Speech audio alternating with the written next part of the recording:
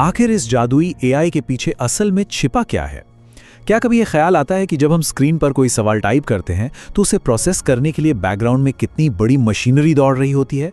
इसके पीछे इंसानों और दुनिया के रिसोर्सेज की कितनी भारी कीमत चुकाई जा रही है? खोजी पत्रकार कैरन हाउ ने अपनी किताब एम्पायर ऑफ एआई में पर्दे के पीछे की दुनिया की जो तस्वीर खींची है ना, यकीन मानिए वो किसी सस्पेंस थ्रिलर से कम नहीं है। कहानी शुरू होती है 2015 में। शुरुआत में ओपनएआई का जन्म एक बहुत ही नेक इरादे के साथ हुआ था। एक नॉन प्रॉफिट संस्था जिसका मकसद था एआई को सुरक्षित रखना और पूरी इंसानियत की भलाई के लिए काम करना। ये वो पब्लिक ड्रीम था, वो सपना जो हम सबको बेचा गया। लेकिन असल हकीकत इसके बिल्कुल उलट है। कैरन हाउ की इन्वेस्टिगेशन साफ दिखाती है कि यह सपना आज एक डरावने सच में बदल चुका है। इंसानियत को बचाने वाली ये संस्था अब पूरी तरह से प्रॉफिट ड्रिवन बन चुकी है। एक ऐसी मशीन जो मुनाफे के लिए दुनिया के रिसोर्सेज को बस निचोड़ती जा रही है। एआई का ये बूम आखिर कितनी तेजी से हुआ है, जरा इस नंबर पर नजर डालते हैं। 100 मिलियन यानी 10 करोड़। जब चैट जीपीटी लॉन्च हुआ था ना, तो सिर्फ 2 महीनों के अंदर इसने 10 करोड़ यूजर्स बना लिए थे। हिस्ट्री की सबसे तेज ग्रोथ। लेकिन ये कोई हवा में होने वाला जादू नहीं था। इस मॉडल को इतना स्मार्ट बनाने के लिए इन कंपनीज ने बहुत ही शांति से बिना किसी की परमिशन के पूरे इंटरनेट का डेटा स्क्रैप कर लिया।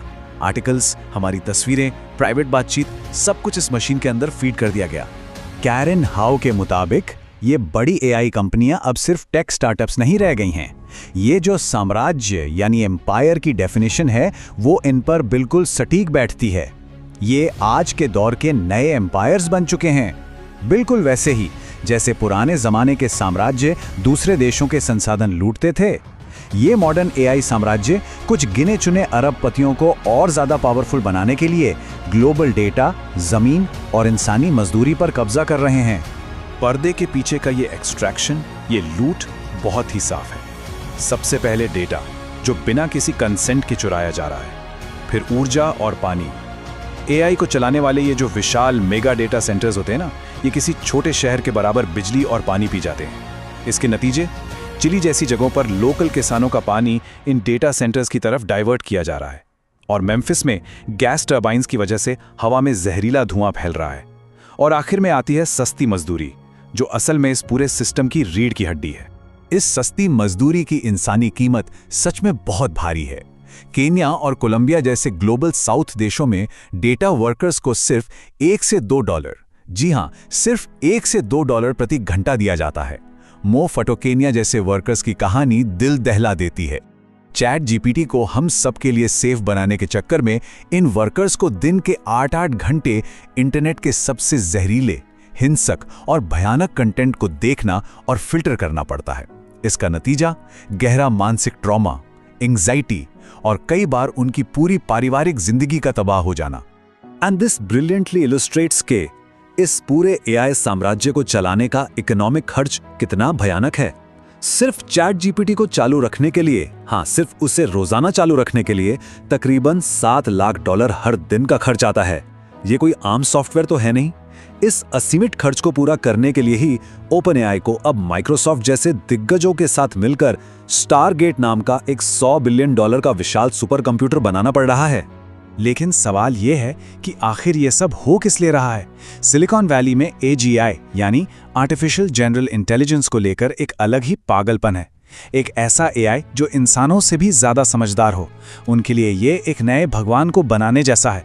लेकिन जैसा कि ये विचार बहुत खौफनाक तरीके से बताता है, बुद्धिमत्ता बिना समझदारी के, कंप्यूटिंग बिना ज़मीर के, सिर्फ स्पीड और पावर के पीछे भागना बिना ज़मीर की कंप्यूटिंग है। वे इतने अंधे हो चुके हैं कि एआई के खतरनाक नतीजों को पूरी तरह से इग्नोर कर रहे हैं। सेक्शन 1, बोर्डरूम का तख्ता पलट और कंट्रोल की लड़ाई। खैर, इन बढ़ते हुए रिस्क्स और मुनाफे की भूख ने ओपन एआई के अंदर ही एक बहुत गहरी दरार पैदा कर दी। ये एक सीधी जंग थी 2 गुटों के बीच। एक तरफ थे बूमर्स जैसे सैम ऑल्टमैन, जो मानते थे कि टेक्नोलॉजी को बस तेजी से मार्केट में उतारो और प्रॉफिट कमाओ, और दूसरी तरफ थे डूमर्स, जो सेफ्टी को लेकर बहुत डरे हुए थे। उनका मानना था कि गलत हाथों में एआई पूरी इंसानियत को मिटा सकता है। और ये इंटरनल जंग नवंबर 2023 में एक हाई वोल्टेज थ्रिलर की तरह पूरी दुनिया के सामने आई। जरा इस टाइमलाइन पर ध्यान दीजिए। 17 नवंबर को सेफ्टी को लेकर परेशान बोर्ड ने सैम ऑल्टमैन को अचानक निकाल दिया। एक पल को लगा कि डूमर्स जीत गए, लेकिन 19 नवंबर को बातचीत फेल हुई और 20 नवंबर को पैसों और इन्वेस्टर्स की ताकत ने अपना खेल दिखाया। तकरीबन सभी कर्मचारियों ने नौकरी छोड़ने की धमकी दे दी। फाइनली 21 नवंबर को ऑल्टमैन एक नए और कमजोर बोर्ड के साथ पूरी ताकत से वापस लौट आए। प्रॉफिट जीत गया और सेफ्टी हार गई। अब सोचने वाली बात यह है कि इस कॉर्पोरेट ड्रामे का हमारी और आपकी आम जिंदगी से क्या लेना देना है। देखिए, असली खतरा एआई का टर्मिनेटर बन जाना नहीं है। असली खतरा है रोजमर्रा की जॉब्स का ऑटोमेट हो जाना और वर्कर्स की पावर का छिन जाना। दुनिया भर की दौलत और सत्ता का चंद टेक एलीट्स के हाथों में सिमट जाना। पर्यावरण का विनाश और एक ऐसे सिस्टम का बनना जहां लोकतंत्र या आम जनता का कोई कंट्रोल ही ना बचे। So the crucial point is, जैसा कि ये कोटेशन एकदम साफ कर देता है, एआई आज के वक्त की दुनिया को बदलने वाली सबसे बड़ी ताकत है, लेकिन इसका डेवलपमेंट पूरी तरह से राजदारी और रहस्य के पर्दों के पीछे हो रहा है। हम बुनियादी बातें तक नहीं जानते। ये मॉडल्स कैसे ट्रेन होते हैं, कितना कार्बन पैदा करते हैं या इनमें कितना भेदभाव छिपा है, किसी को नहीं पता। ये सिर्फ कोड या टेक्नोलॉजी की बात नहीं है, ये हमारे फ्यूचर पर कब्जा करने का एक छिपा हुआ स्ट्रक्चरल पावर ग्रैब है। तो इन सब बातों के बाद ये एक ऐसा सवाल है जो सच में गहरे सोचने पर मजबूर कर देता है।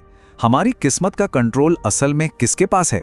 जब एक ऐसा एआई साम्राज्य खड़ा हो रहा है जो किसी सरकार, किसी कानून या जनता के प्रति जवाबदेह ही नहीं है, तो इंसानी जिंदगियों और आने वाली पीढ़ियों की किस्मत की चाबी असल में किसके हाथ में है? ये एक बहुत ही डरावना और अनसुलझा सवाल है जो बिल्कुल हमारे सामने खड़ा है। तो इस पूरी पड़ताल के बाद अंतिम सवाल यही है, क्या एआई भविष्य को बेहतर बनाएगा या हम एक नए डिजिटल साम्राज्य के गुलाम बनने जा रहे हैं?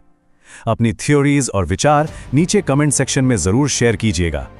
अगर आज के इस विश्लेषण ने कुछ नया सोचने पर मजबूर किया है तो लाइक करें और ऐसे ही दिमाग घुमा देने वाले एक्सप्लेनर्स के लिए सब्सक्राइब करना बिल्कुल न भूलें। मिलते हैं अगली बार